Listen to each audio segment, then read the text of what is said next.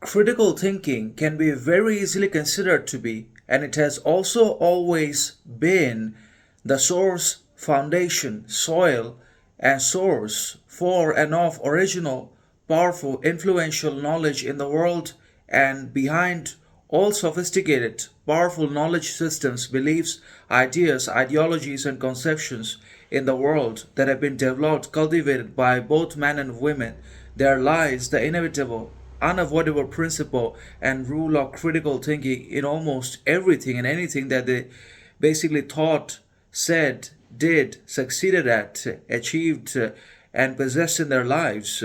So, critical thinking is not just important, but it's an imperative, a fundamental and unavoidable criticality without which human life falls apart anyways. We become victims of not only modern society's tools and weapons of mediocrity, ignorance, stupidity, corruption, comparison, arrogance, but we also become addicted to and obsessed with pleasure, entertainment, attention, validation, approval, acceptance, and basically money and riches and fame all the time, all of which is not just ultimately and consequently meaningless, worthless, aimless, insignificant, but these are also conditional and transient and constantly dependent upon the other's wills, upon external circumstances, outside conditions, and societal premises, and not upon ourselves. So, in such times and periods of obviously mass ignorance,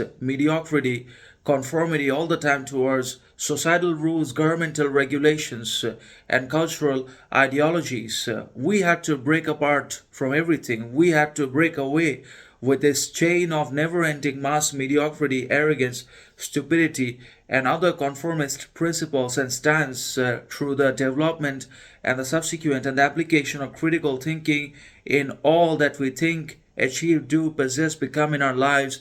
There has to be the imprint of critical thinking in ourselves, because again, if there was no critical thinking in the world put forward, developed, and applied by both men and women, then there would not have been so much powerful knowledge in the world. There would not have been the rise, the development, and the advent of so much powerful and sophisticated knowledge systems in the world. Had it not been for critical thinking. So, in that sense, critical thinking is always the foundation, source, origin of not just sovereignty, distinction, individuality, virtue, and the achievement of other goals in the individual life, but it's also imperative for all original, powerful, influential knowledge in the world, because original knowledge comes primarily through critical thinking and not just from observation, but also from the ability to indulge and involve oneself in critical, powerful ways of thinking and thought without actually any considerations of criticism, condemnation, violence, or violation or isolation through anyone. Because if we're afraid or scared of the consequences, if we just want conformity from the others, and if we also want to be able to maintain agreement and harmony with others in our surroundings in the society, with the outside systems and societal constructs, then we will never achieve, develop, invent, and apply critical thinking in our lives. And in obviously what we think, say, do, achieve, become, possess will also be in the others' expectations, desires, and demands, and not of our own.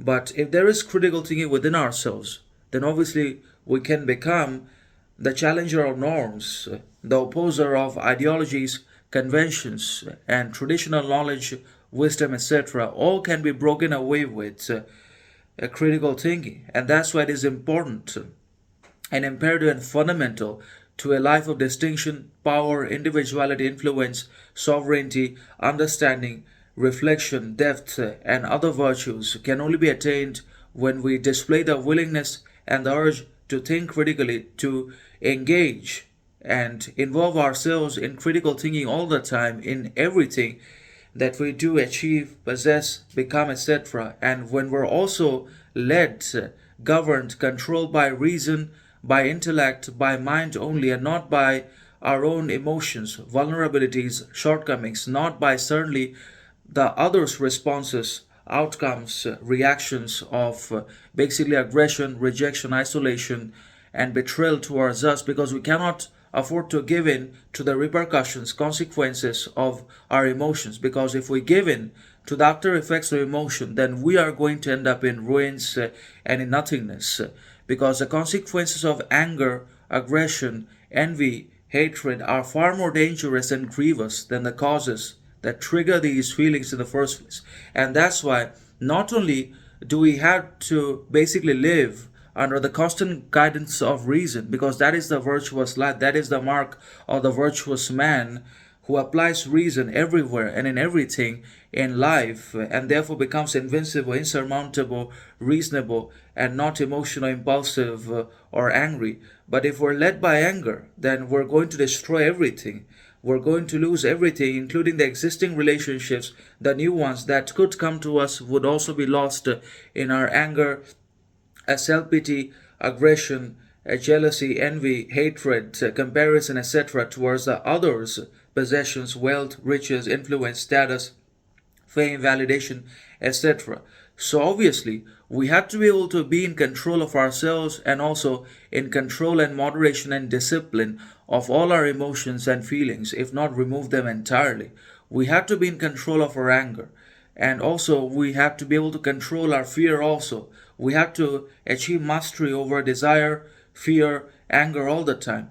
Because obviously, courage is not the absence of fear, but it's the mastery of it. Courage is knowing what we have to fear, what we do not have to fear, what is actually dangerous, what is not dangerous, what we should fear, what we should not fear. That is the distinction that courage teaches us to approach in life, and we're able to achieve a lot of progress, growth, learning as a result of this courage of moderation, wisdom, and intelligence. Courage is not the elimination, eradication, abolishment of fear. It was never that way. It will not be anyways, but it's knowing the distinction between what is good, what is evil, what is to be feared, what is not to be feared, what we should fear or worry about, what we should not fear and not worry about. That is courage. So we have to be courageous, reasonable, critical, disciplined all the time, and also self-controlled and self-knowledgeable and self-critiques. So obviously, all those things and achievements can only come to us and integrate themselves into ourselves once we think critically, when we absolutely embrace, approve critical thinking as an integral, fundamental, and critical part in our mind, success, life, and also for our growth, progress, learning. So that's how critical thinking changes everything, without which there is no powerful, original, influential knowledge either in the world. So it's always because of critical thinking there has been so much powerful, sophisticated knowledge systems in the world, and if it was not for the development, birth, or critical thinking by both men and women by us, there would not have been either so much and so many powerful and sophisticated and original and influential knowledge and information and wisdom and knowledge systems in the world, and also thoughts. So critical thinking at its core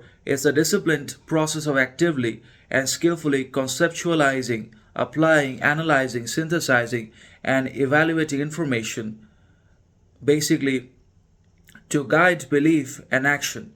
Philosophically, it isn't just a practical skill, but a foundational stance towards knowledge, truth, and human reasoning, rooted in epistemology, the study of knowledge and logic. It challenges us to question assumptions, seek evidence, and avoid dogmatism. It's less about being right and more about the pursuit of rational justification, echoing Socrates' famous dictum, the unexamined life is not worth living. So critical thinking does not achieve the perfection of knowledge or the mastery of it, but critical thinking always teaches us to practice and to engage in skepticism, doubt, suspicion all the time regarding everything that can be doubted and that can be skeptical about.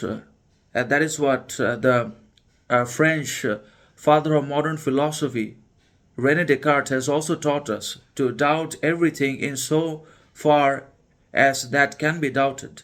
So as much as we can doubt, we should definitely doubt, and also as everything can also be doubted, we should doubt it, but not the self-evident axioms and postulates, because it is only through doubting and the exercise of the principles of doubt, skepticism, and suspicion can we reach the ultimate self-evident goal, quality and faculty within ourselves.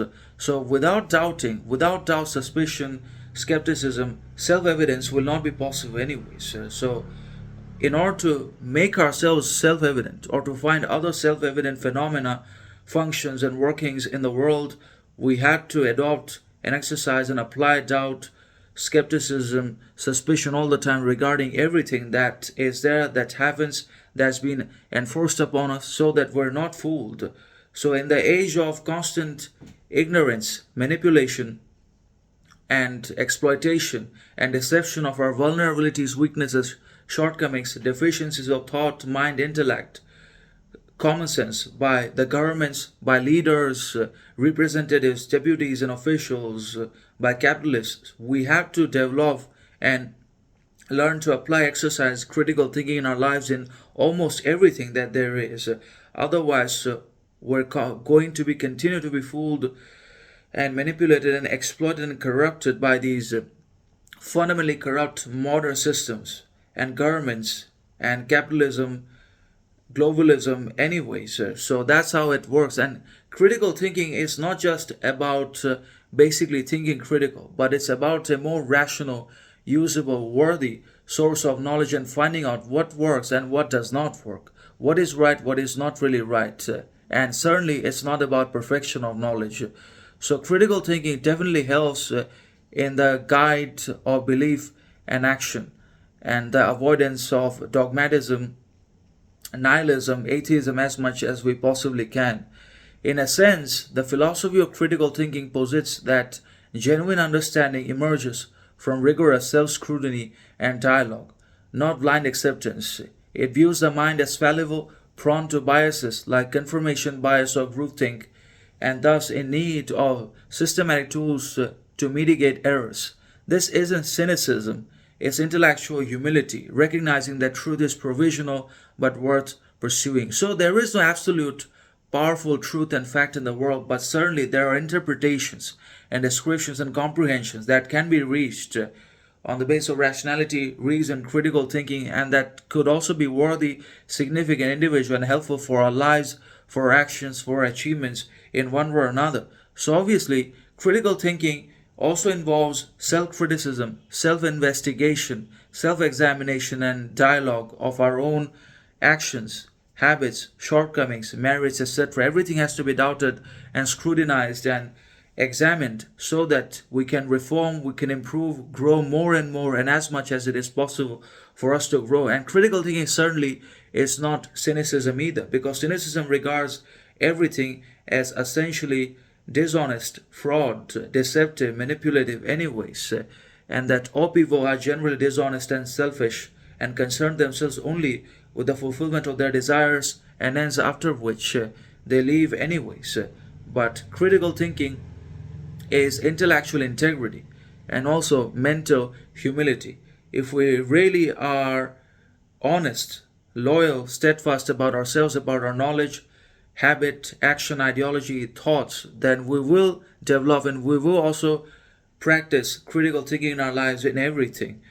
So that is how we maintain integrity towards ourselves through critical thinking, which is intellectual humility, whereby we're able to realize that absolute truths cannot be found because they may not and do not exist in reality.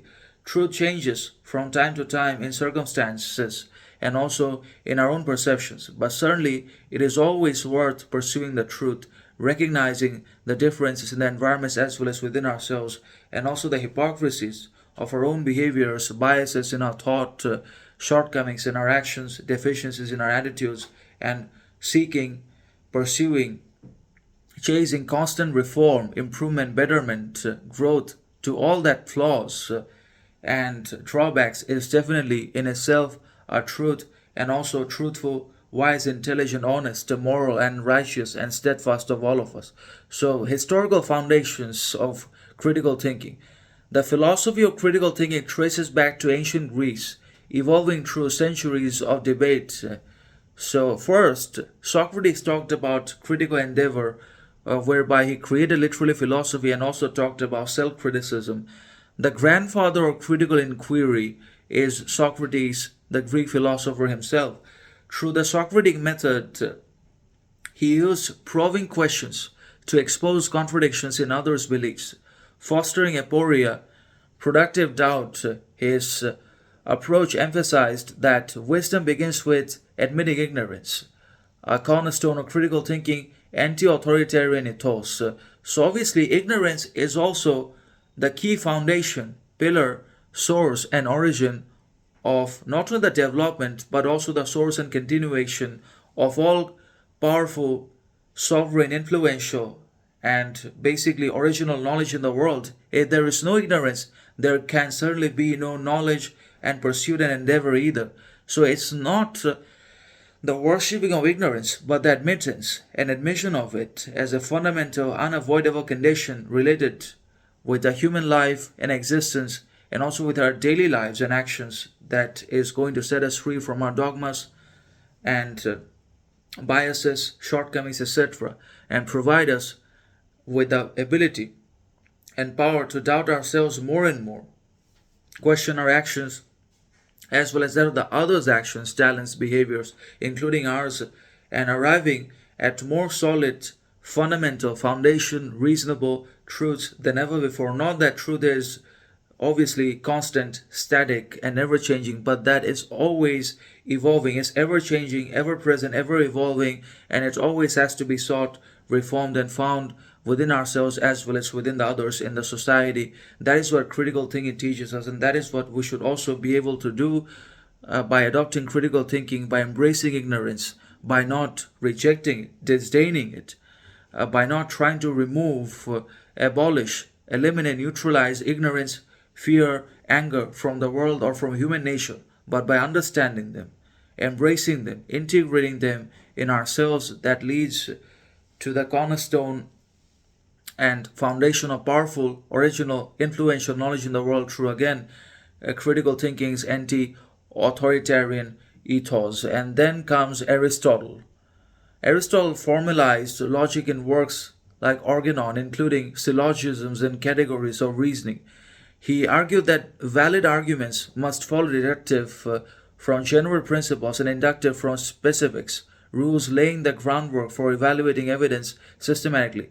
Aristotle's Nicomachean Ethics also ties critical thinking to practical wisdom, blending reason with virtue. So Aristotle has emphasized basically blending critical thinking or intermingling of critical thinking to practical wisdom. Critical thinking is knowledge, but again, practical wisdom is what works. So, blending reason with virtue. And he has also talked about deductive inference and inductive inference, in which we arrive from general principles to specific principles and propositions for the basically endeavor of truth, for the proving of truth. And then comes the father of modern Western philosophy, the French philosopher, mathematician, scientist of the 15th and 16th century, René Descartes. In Meditations on First Philosophy, he employed radical doubt, questioning everything until reaching indubitable truths like cogito ergo sum, I think, therefore I am. This method of doubt embodies critical thinking's commitment to foundational skepticism, rebuilding knowledge on certain grounds. So obviously Descartes has necessitated doubt, suspicion, skepticism as the foundations and cornerstones and necessities, imperatives for not only character, integrity, morality, clarity, understanding, sovereignty, distinction in the human nature, but also for the most powerful and original and influential type of knowledge and its attainment that smashes and conquers everything and everyone on the ground that is led and governed by ignorance, mediocrity, stupidity, deception, manipulation, and arrogance. And then comes another very powerful philosopher, Immanuel Kant, who, in Critique of Pure Reason, explored the limits of reason, distinguishing between phenomena, what we experience, and noumena, things in themselves. His critical philosophy urged us to critique our cognitive faculties, warning against overreaching into metaphysics without evidence. A direct precursor to modern critical thinking's emphasis on boundaries. So Kant basically talks about the limits of reason, that we sometimes become obsessed with reason and reasonable behavior, thought, ideology, action all the time, so much so that we forget practicality, wisdom, intelligence, understanding in our behavior, in our actions and ideologies, because reason has got its limits. But there also has to be other faculties, that reason is limited and it has to be also backed by evidence and real-time phenomena, and there are things in themselves and also phenomena and noumena. Phenomena is what we experience, and noumena is also things in themselves that can neither be understood nor reached nor accessed. His critical philosophy literally urged us to critique our own cognitive faculties, that they may not always be right. Our intellectual abilities may also lead us into ignorance, arrogance, extremism, and radicalism of thought, behavior, action through the exercise of reason and intellect. So, obviously, we have to be able to question our thoughts, limits, and reasons also. And then comes another English philosopher, John Stuart Mill, who, in On Liberty and a System of Logic, championed inductive reasoning and the marketplace of ideas. He argued that truth emerges from clashing opinions, provided we critically test them. Mill's utilitarianism underscores critical thinking's ethical dimension. Reason deserves human flourishing. And then the later modern 20th century developments of critical thinking include Karl Popper and basically advanced forcibility in the logic of scientific discovery, insisting theories must be testable and refutable, shifting critical thinking from verification to bold conjecture and refutation. Meanwhile, pragmatists like John Dewey framed it as problem solving in how we think, integrating it into education and democracy.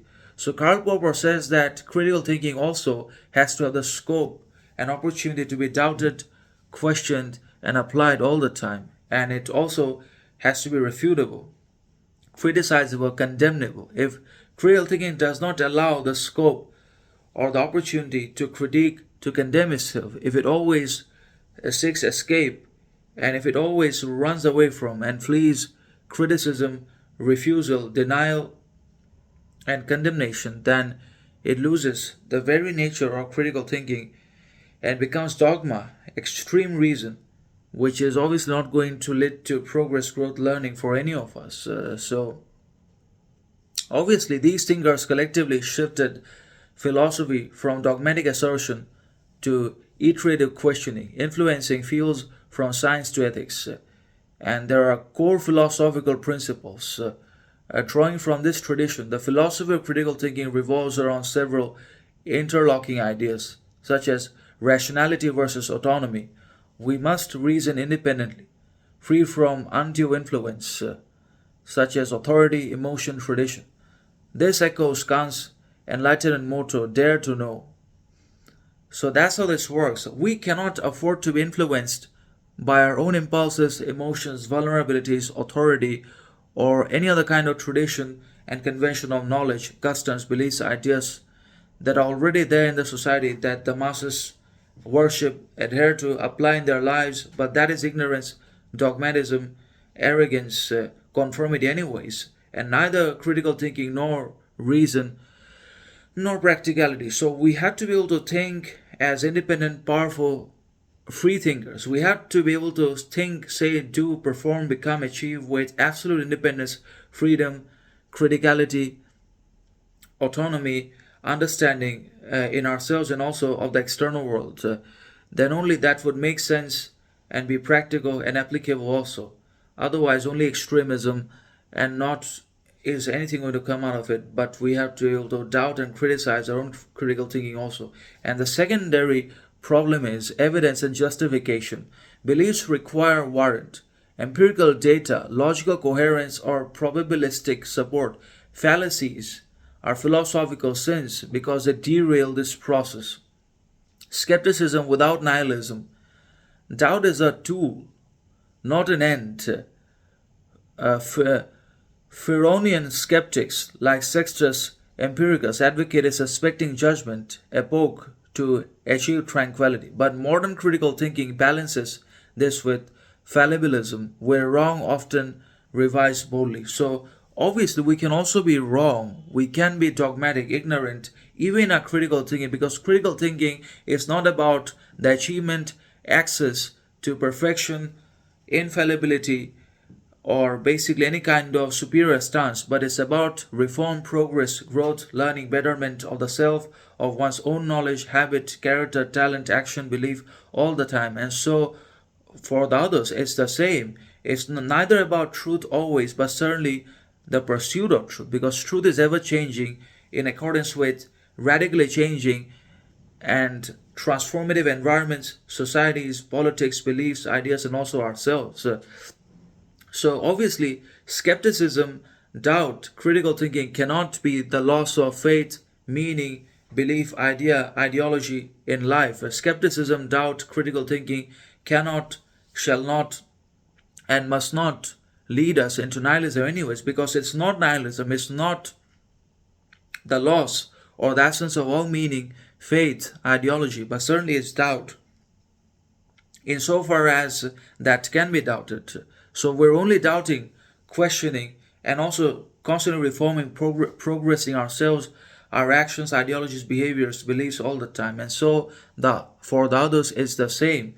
So skepticism definitely is not nihilism. It's fundamentally different. There are fundamental differences between skepticism and nihilism. So skepticism, doubt, critical thinking should, must, and had to be without nihilism. So obviously, doubt is a tool and not an end. Nihilism, atheism, directly reaches the end of life, that there is no meaning, faith, idea of any kind in life left. But skepticism revives meaning, creates new values, ideologies, rules, virtues for the self. It's obviously master morality over slave morality. Critical thinking obviously gives birth, develops, and helps us achieve and apply master morality in our lives over slave morality of society and the majority. So that's how this works. And obviously, doubt is a tool for more and more knowledge, reform, progress, growth, learning, improvement in our lives, in everything, and not an end in itself. And the last method is dialectical engagement. Truth isn't solitary, it's forced in dialogue. Hegel's dialectic and Habermas's ideal speech situation highlight how critical discourse resolves conflicts through mutual critique. And ethical imperative, critical thinking combats misinformation and power abuses.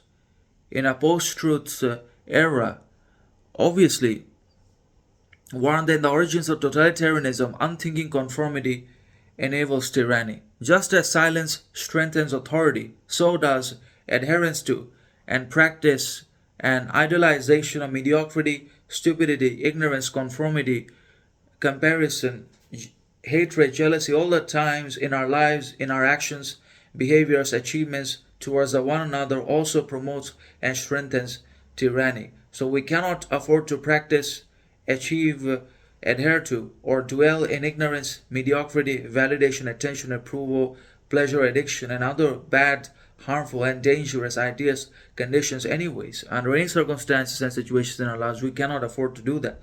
But we certainly can indulge, develop, and involve ourselves in critical thinking all the time.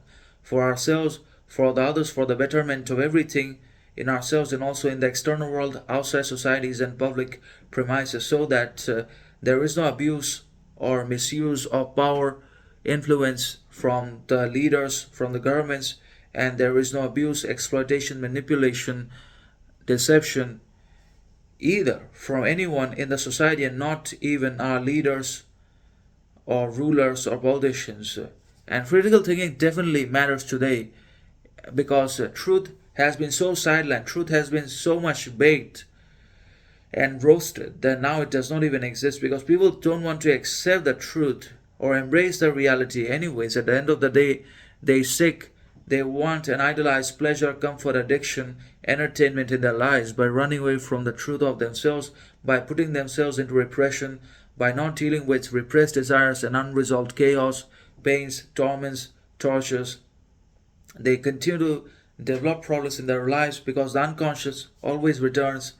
The unconscious resurfaces in the conscious in the present, and that's why critical thinking becomes very important than AI, than pleasure, than comfort, than relaxation, than conformity, and all other harmful conditions and adherences in our life. Critical thinking matters the most. In the modern age, in the modern society of brainwashing, mediocrity, conformity, arrogance, pleasure, entertainment. So that's why critical thinking becomes something that's obviously of universal importance for everyone.